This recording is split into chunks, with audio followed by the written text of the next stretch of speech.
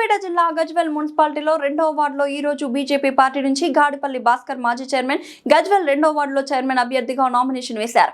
ఈ సందర్భంగా వారు మాట్లాడుతూ నేను 2వ వార్డులో గతంలో చేసిన సేవలను గుర్తించి నాకు ఓటేసి గెలిపిస్తే నేను వాళ్లకు ఎలాంటి సమస్యలు లేకుండా చూసుకుంటానని హామీ ఇస్తున్నానని ఈ కార్యక్రమంలో సిద్దిపేట జిల్లా బీజేపీ పార్టీ అధ్యక్షుడు బైరి శంకర్, బీజేపీ పార్టీ నాయకులు, కార్యకర్తలు ప్రింట్ మీడియాకు, ఎలక్ట్రానిక్ మీడియాకు తెలిపారు.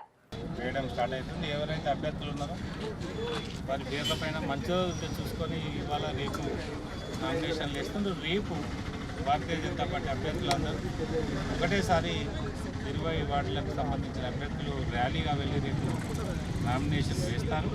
దానికి రాష్ట్ర పార్టీ నుండి ఒక ముఖ్య నాయకులు కానీ, ఎంపీ గారు కానీ ఎవరైనా హాజరవుతారు. తప్పకుండా మనం గజ్వేల్లో ఉన్నాం కాబట్టి ఇప్పుడు గజ్వేల్లో భారతీయ జనతా పార్టీ నరేంద్ర మోడీ నాయకత్వంలో కాషాయ జెండా ఎగురవేస్తామని తెలియజేస్తా ఉన్నాం.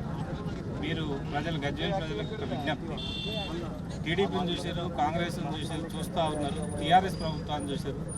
ఒక్కసారి భారతీయ జనతా పార్టీకి అవకాశం ఇవ్వండి, నరేంద్ర మోడీ నాయకత్వాన్ని బలపరచండి. నరేంద్ర మోడీ గారు ఏదైతే గత 12 సంవత్సరాలుగా చేసిన అభివృద్ధిని కూడా ఒకసారి గుర్తుంచుకోండి.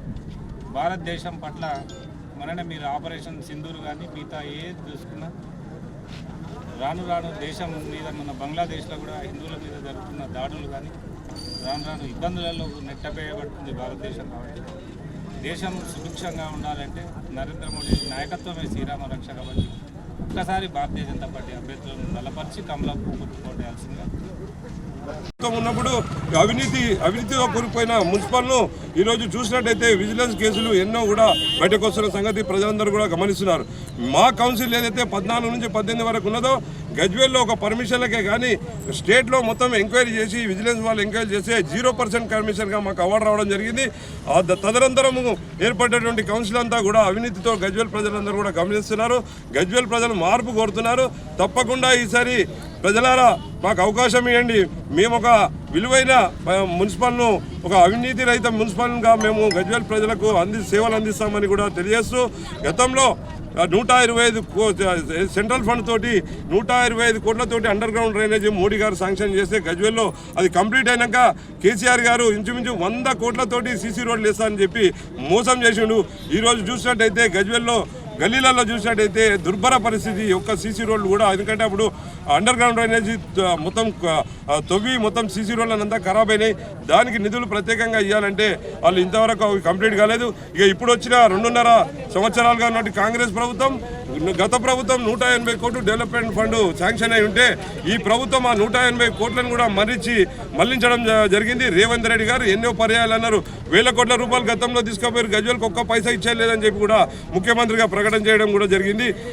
కావున ప్రజలారా, మేము సెంట్రల్లో మోడీ గారి ప్రభుత్వం నుంచి ప్రత్యేక నిధులు తెచ్చి గజ్వేల్ను అమృత్ మున్సిపల్గా మేము శాంక్షన్ చేయించుకొని 100 కోట్ల రూపాయల నిధులు తెచ్చే ప్రయత్నం మా ఎంపీ గారు దృష్టికి తీసుకువెళ్ళి మేము శాంక్షన్ చేస్తామని కూడా ఈ సందర్భంగా తెలియజేస్తున్నాం. ప్రజలారా, ఒక్క వినతి, మేము మా బీజేపీ 20 వార్డులలో సభ్యులు ఎవరైతే ఉన్నారో భారతీయ జనతా పార్టీ బలపరిచిన అభ్యర్థులకు పువ్వు గుర్తు ఓటేసి పెద్ద ఎత్తున గెలిపించినట్లయితే మేము ఎలాంటి సేవలు చేస్తామో మీకు తెలుసు. తప్పకుండా ఇక్కడున్న ప్రాబ్లమ్స్ అన్నింటినీ కూడా మేము తీరుస్తామని కూడా ఈ సందర్భంగా తెలియజేస్తున్నాం.